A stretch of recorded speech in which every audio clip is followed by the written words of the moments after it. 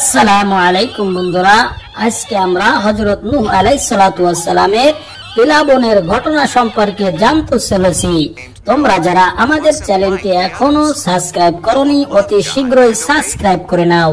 হযরত নূহ আলাইহিস সালাতু ওয়াস সালাম তিনার কওমদেরকে দাওয়াত দিতেছিলেন, দ্বীনের দাওয়াত, কিন্তু তারা কেউই হযরত নূহ আলাইহিস সালাতু ওয়াস সালামের কথা শুনছিল না, বরং তারা ঠাট্টা বিদ্রূপ করতে লাগলো। তখন আল্লাহর হুকুমে হযরত নূহ আলাইহিস সালাতু ওয়াস সালাম একটা কিস্তি তৈরি করলেন। সেই কিস্তিতে শুধু ঈমানদার যারা ছিল তারাই উঠতে পারবে, বেঈমানরা উঠতে পারবে না। তখন নূহ আলাইহিস সালাতু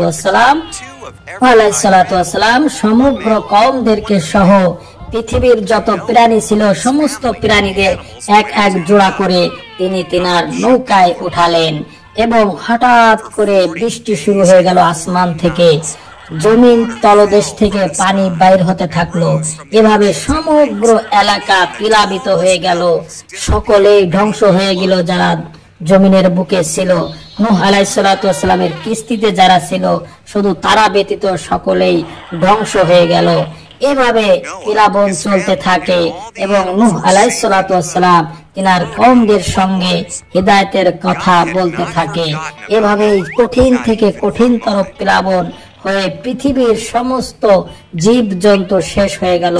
যখন প্লাবন শেষ হয়ে গেল, নূহ আলাইহিস সালাতু ওয়াস সালাম দেখলো আকাশে আর মেঘ নেই, বৃষ্টি হচ্ছে না। তখন নূহ আলাইহিস সালাতু ওয়াস সালাম খুশি হলেন এবং তিনার কওমদেরকে নিয়ে জমিনের বুকে নেমে আসলেন এবং শান্তিতে বসবাস করতে থাকলেন।